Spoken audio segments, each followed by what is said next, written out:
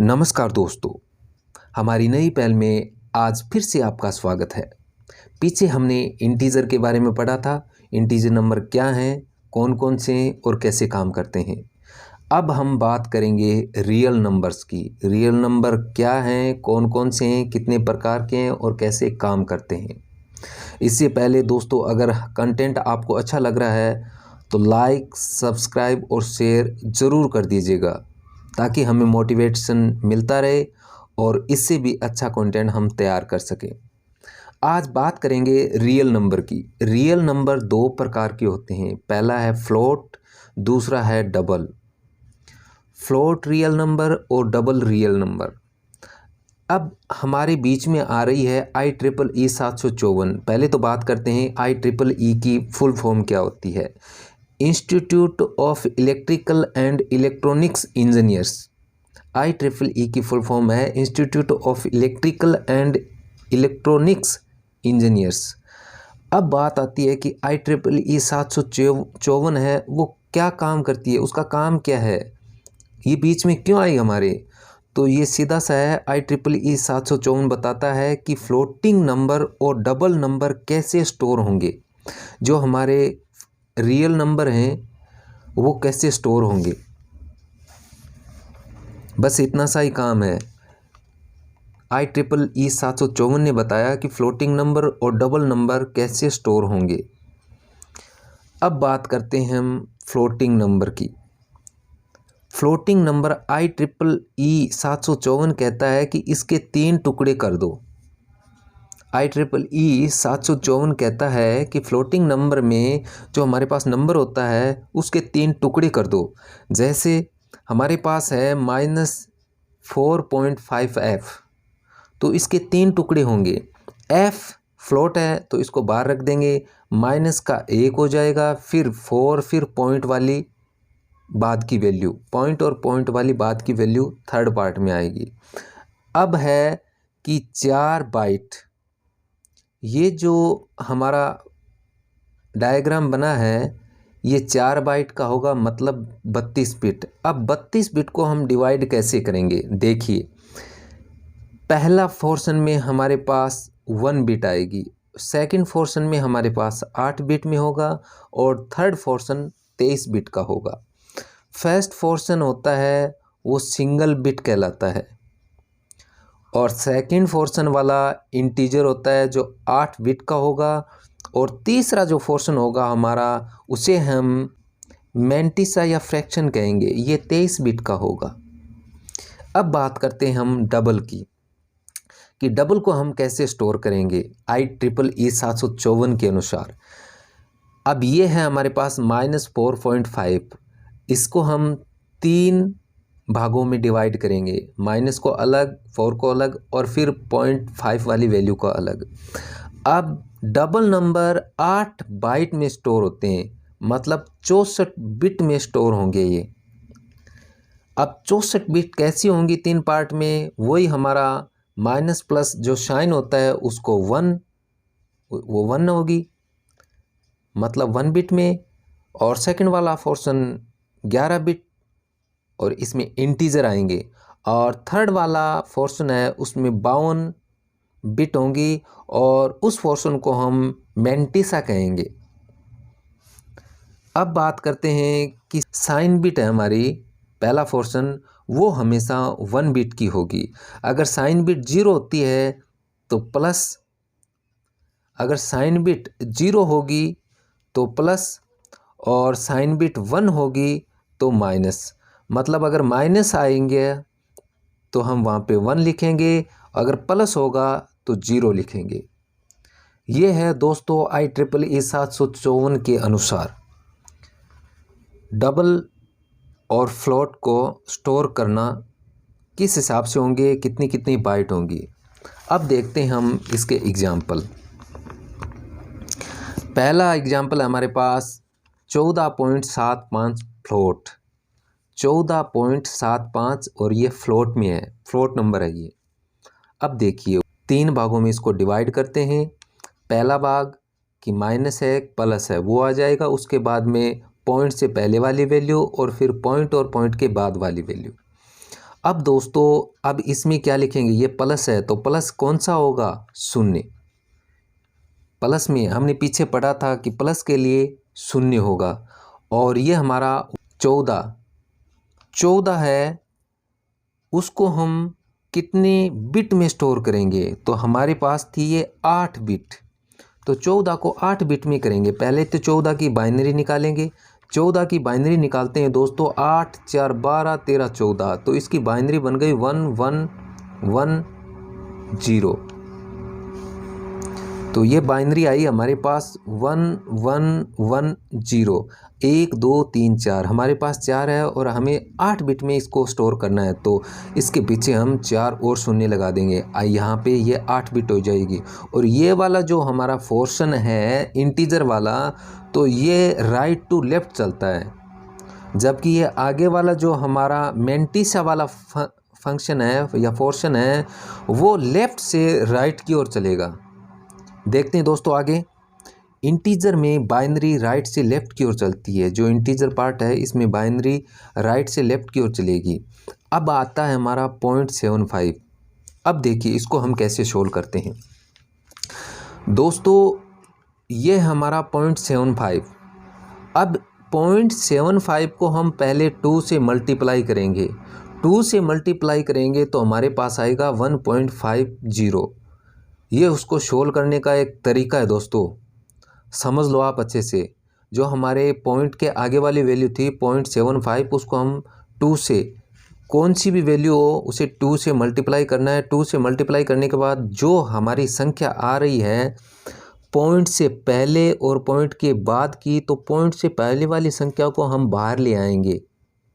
हमारे पास कितना बचा, 50। फिर जो संख्या 0.50 है उसको हम 2 से मल्टीप्लाई करेंगे तो हमारे पास ये वैल्यू आएगी। फिर पॉइंट से इधर वाली वैल्यू को हम बाहर लेके आ जाएंगे। हमारे पास क्या बचा, 00। 00 को फिर से 2 से मल्टीप्लाई करेंगे तो ये आएगा। फिर इस वाली पहले वाली संख्या को बाहर ले जाएंगे, फिर इस वाली संख्या को फिर से करेंगे। तो ये चलता रहेगा दोस्तों, कब तक, जब तक कि हमारे पास 23 बिट में स्टोर न हो जाए। मतलब 23 पार्ट्स होने चाहिए हमारे पास, या डिजिट होने चाहिए जो 23 बिट में स्टोर हो जाएंगे। तो दोस्तों ये जो वैल्यू है ना, इसको हम ऊपर से नीचे की तरफ काउंट करेंगे और तब तक काउंट करते रहेंगे जब तक हमारी 23 बिट में स्टोर न हो जाए। तो इसको हम लिखेंगे दोस्तों यहाँ से, मतलब सीधा है मेंटिसा फ्रैक्शन में, मेंटिसा या बोलें फ्रैक्शन में बाइनरी लेफ़्ट से राइट की ओर लिखी जाती है दोस्तों। तो हमारे पास पहला क्या था, 1 1 0 0, तो यहाँ पे लेफ़्ट से राइट की ओर लिखेंगे इसको हम 1 1। उसके बाद में सब शून्य थे तो बाकी बचे शून्य हम लगा देंगे 23 बिट तक।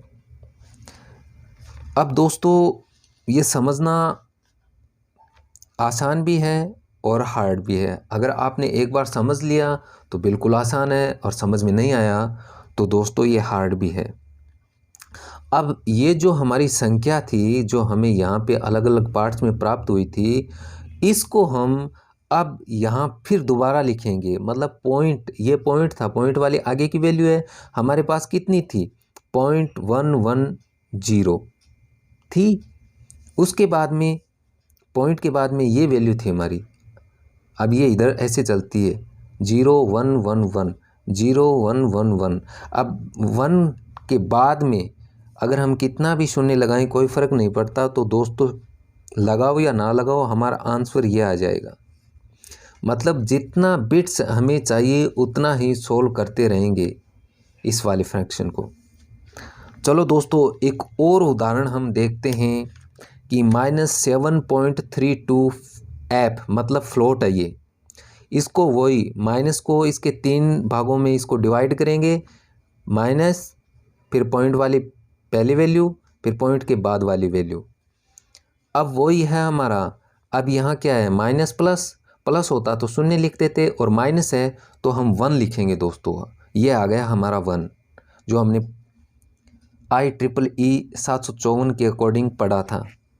उसने IEEE 754 ने जो रूल दिए उसके अकॉर्डिंग जो हमारा माइनस है वो 1 में कन्वर्ट हो जाएगा, क्योंकि यहाँ पे माइनस है तो हम 1 लिखेंगे, प्लस होता तो हम 0 लिखते। अब 7 की दोस्तों बाइनरी बनाएंगे। 7 की बाइनरी बनाएंगे तो 111 आएगी, लेकिन हमें 8 बिट में स्टोर करना है, तो जितने भी डिजिट हमें और चाहिए वहाँ पे 0 लिख देंगे। अब आते हैं हम आगे वाले पार्ट में, जिसे हम मैंटिसा या फ्रैक्शन बोलते हैं। वो थी हमारी 23 बिट की, और ये टोटल पार्ट था हमारा 32 बिट में, 32 बिट या 4 बाइट में। तो दोस्तों इन 23 बिट्स को हम कैसे प्राप्त करेंगे? हमारे पास अब बचा है 0.32।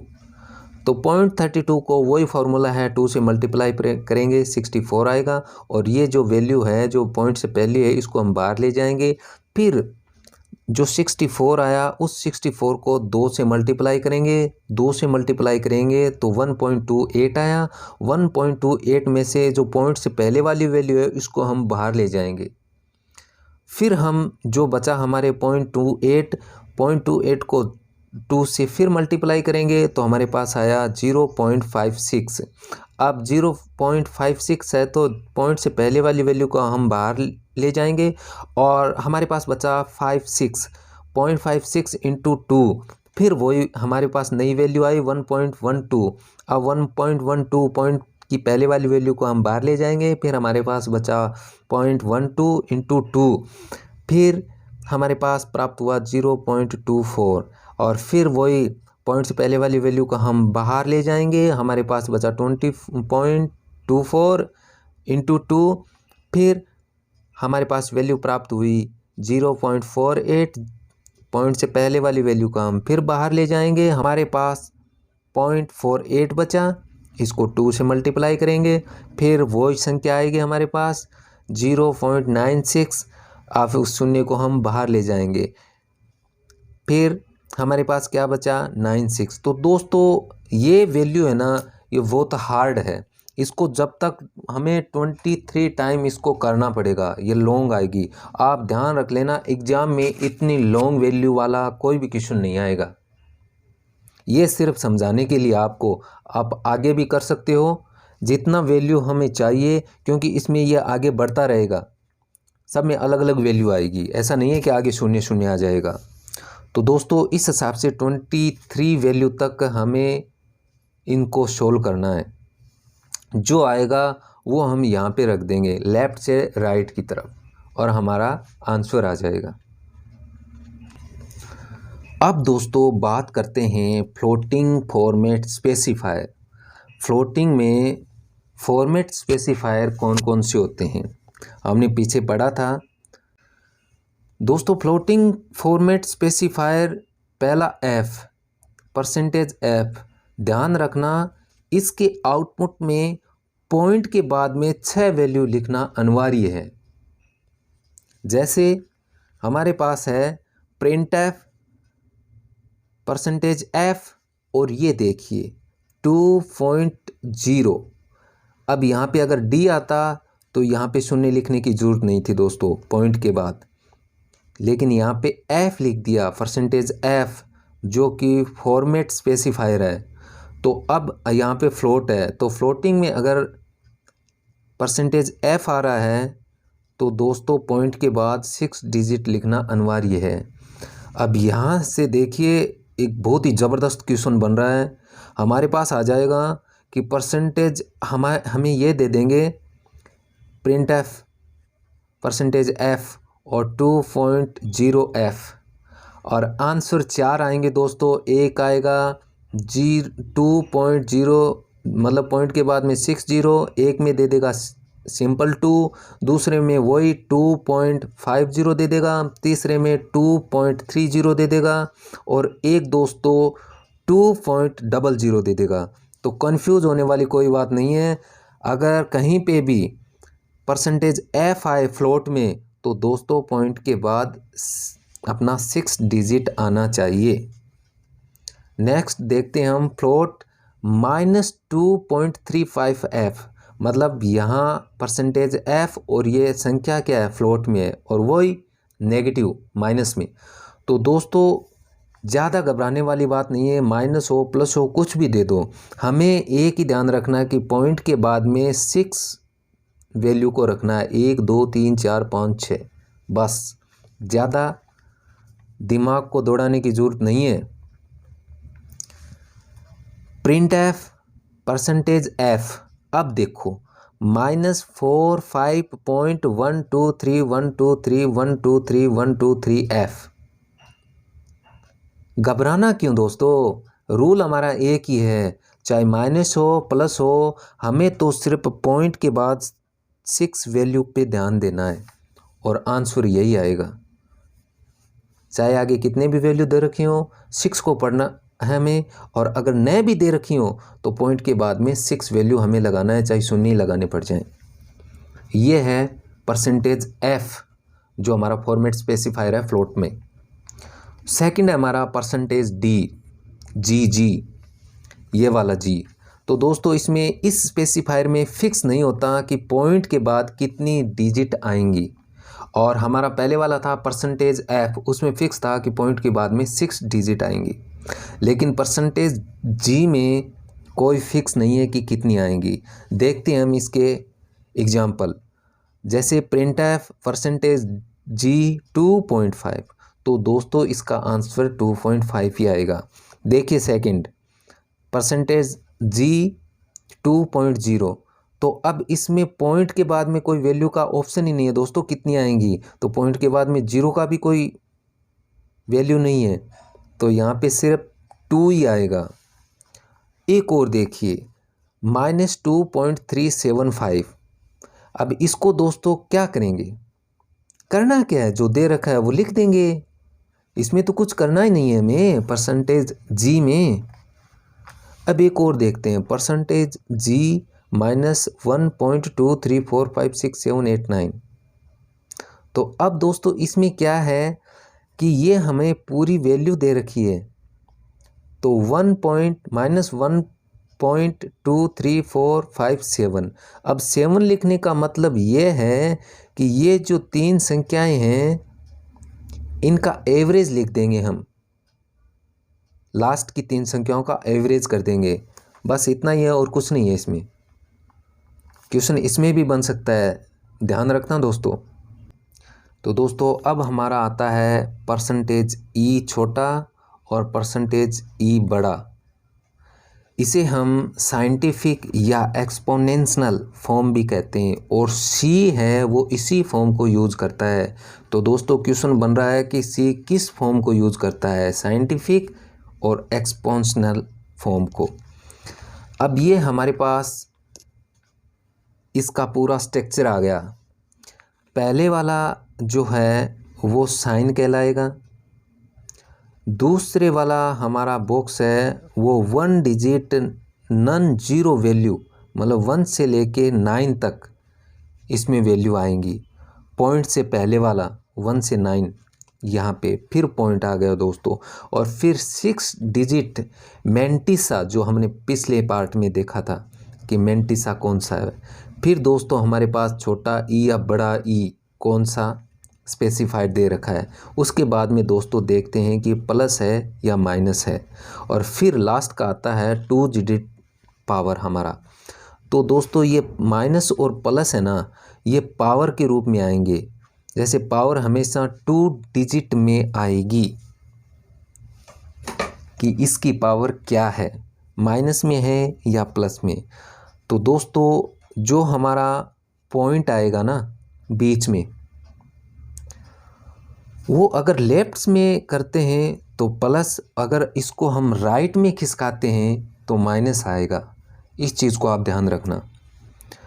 अब एक एग्जाम्पल देखते हैं दोस्तों। एग्जाम्पल से पहले मैं आपको बता देता हूँ कि जो पॉइंट लगेगा वो सिर्फ पॉइंट से पहले सिर्फ 1 डिजिट होगा, 2 नहीं हो सकते। तो हमें कहीं पे भी पॉइंट लगा है उसको 1 डिजिट वाले पॉइंट में हमें चेंज करना है।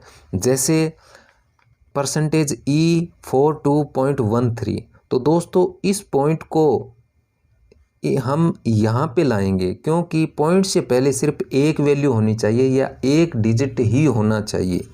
तो 4 के बाद में ये पॉइंट लगेगा। अब लगेगा तो आगे वाली वैल्यू चेंज कैसे होगी?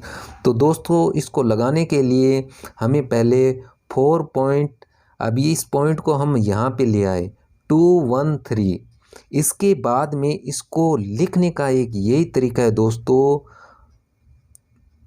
ये क्या है x 10 की पावर 1 प्लस 1 मतलब इसको हम लेफ़्ट की तरफ ले जा रहे हैं, तो यहाँ पे प्लस लेंगे दोस्तों। और कितने पॉइंट लिया है, मतलब पॉइंट के बाद में हमने कितने डिजिट को छोड़ा है, 1 को, तो यहाँ पे हम लिख देंगे 1, 10 की पावर प्लस 1। तो दोस्तों इसको हल करेंगे तो हम वो हमारा ऊपर वाला फॉर्मूला था 4 पॉइंट ये वाला 213, यहाँ तक तो ओके है। लेकिन दोस्तों इस वाले पार्ट में हमें 6 डिजिट चाहिए जिसे हम मैंटिस सा कहते हैं। तो 3 तो हमारे पास ऑलरेडी थी, तो 3 हमने और शून्य ले लिए। अब बात आती है कि दोस्तों ये क्या है, ये वाला पोर्शन क्या है, इंटू 10 क्या है दोस्तों, ये हमें देखना है कि ये छोटी ई है या बड़ी ई है। लेकिन ये हमारी छोटी ई है दोस्तों, परसेंटेज वाली, तो इस ई को यहाँ पे दर्शाएंगे। फिर दोस्तों देखते हैं कि ये प्लस है या माइनस है। तो दोस्तों ये प्लस है तो प्लस लिखेंगे, और ऊपर वाली जो हमारी पावर थी उसको हम 2 डिजिट में लिखेंगे दोस्तों। हमने एक आगे खिसकाया तो 1 लिखा, लेकिन 1 के आगे हम शून्य लगा देंगे तो कोई फ़र्क नहीं पड़ता। तो ये हमारा आ जाएगा आंसर दोस्तों। अब दोस्तों देखते हैं हमारा अगला एग्जाम्पल, जैसे परसेंटेज ई -123.45। तो दोस्तों इस पॉइंट को हमें यहाँ पे लाना है, क्योंकि पॉइंट से पहले सिर्फ 1 डिजिट होना चाहिए। तो इसको यहाँ पे लाएंगे तो हमें क्या करना होगा, देखिए इस पॉइंट को यहाँ पे लाते हैं। तो दोस्तों इस पॉइंट को यहाँ पे लाएंगे तो हमें कितने डिजिट को छोड़ के आगे जाना पड़ा, 2 डिजिट को। तो ये हमारा यहाँ पे आएगा दोस्तों, इधर गया है लेफ़्ट की तरफ, तो ++2। तो दोस्तों ये +2 यहाँ पे ऊपर इसकी पावर के रूप में आ जाएगा। और ये जो हमारे पास बचे हैं 1 2 3 4 डिजिट, ये यहाँ पे पॉइंट के बाद आएंगे दोस्तों, 1 2 3 4। और ये 2 शून्य हमें लेने पड़ गए, क्योंकि पॉइंट के बाद 6 डिजिट की ज़रूरत हमें होती है। इसके बाद में हमारा फॉर्मूला के अकॉर्डिंग इंटू 10, तो इसको हम उस वैल्यू में चेंज कर देंगे जो हमारे पास थी, परसेंटेज ई। तो दोस्तों ये ई आ गई, और ऊपर क्या था हमारा प्लस प्लस। अब ये हमारी 2 थे, क्योंकि 2 नंबर को हमने बीच में छोड़ा था। अब यहाँ पे जब हम लिखेंगे तो उसको 2 डिजिट में लिखेंगे उस पावर को, इसलिए हमने यहाँ पे शून्य लगा दिया। देखिए हम एक और एग्जांपल देखते हैं दोस्तों, जैसे प्रिंटफ बड़ी ई, परसेंटेज बड़ी ई को देखते हैं -0.0023। अब दोस्तों यहाँ इधर तो हम जा ही नहीं पाएंगे, क्योंकि पॉइंट के बाद शून्य है और इधर भी शून्य है। तो दोस्तों हमें कहाँ जाना होगा, क्योंकि हमें एक डिजिट चाहिए, कौन सा, 1 से लेके 9 नंबर तक का, जो हम IEEE के अनुसार काम कर रहे हैं। उसने यही बताया था कि 1 से लेके 9 तक डिजिट होनी चाहिए। तो दोस्तों यहाँ पे भी कोई डिजिट नहीं आ रहा, यहाँ तक यहाँ आएंगे तब जाके हमें 2 नंबर का डिजिट प्राप्त होगा। तो इसको हम दोस्तों यहाँ पे लगाएंगे पॉइंट को। तो हमने कितने को पार किया, 1 2 और 3, हमने 3 डिजिट को पार किया। तो दोस्तों पावर आ जाएगी 3 की। लेकिन किया किस साइड हमने राइट की तरफ किया। तो दोस्तों राइट की तरफ जब हम मूव करते हैं तो वो माइनस में आएगी पावर। देखते हैं, माइनस का माइनस 2.3 जी हो गया। अब दोस्तों इसमें हम वही इंटू वाली 10 और -3। अब एक प्रॉब्लम ये रह गई कि हमने 0.3 डायरेक्ट दे दिया, तो इसके लिए उस फॉर्मूले में इसको डालेंगे तो हमें 6 डिजिट में इसको चेंज करना पड़ेगा, पॉइंट वाली वैल्यू को, पॉइंट के बाद वाली वैल्यू को। तो दोस्तों 1 2 3 4 5 6 हमने आगे 5 शून्य लगा दिए। इसको हमने इस फॉर्म में लिख दिया और -3 ये माइनस आ गया। अब 3 यहाँ पे 2 डिजिट चाहिए हमें पावर में, तो 0 3, तो ये हमारा आंसर आ गया। अब दोस्तों एक और एग्जांपल करते हैं। परसेंटेज ई -0.432। अब देखिए -0.432 इसको हम लिखेंगे, इस पॉइंट को हम यहाँ पे लाएंगे, तब हमारा फॉर्मूला सही होगा। देखिए -4.32, ओके। इसके बाद में इसकी पावर 1, क्योंकि हम 4 को एक ही से आगे लेके आए हैं, एक डिजिट को पार किया हमने किस तरफ, लेफ्ट की तरफ, तो माइनस राइट की तरफ, राइट की तरफ हमने मूव किया है, तो राइट की तरफ करेंगे तो माइनस आ जाएगा, एक को किया है तो 1, और ये हमारा ई वैल्यू आ जाएगी।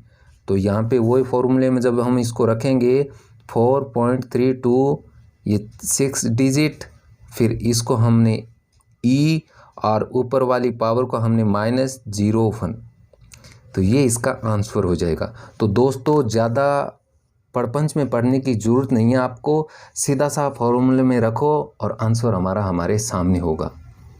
आप बार बार प्रैक्टिस करना, ज़रूर सोल्व हो जाएगा।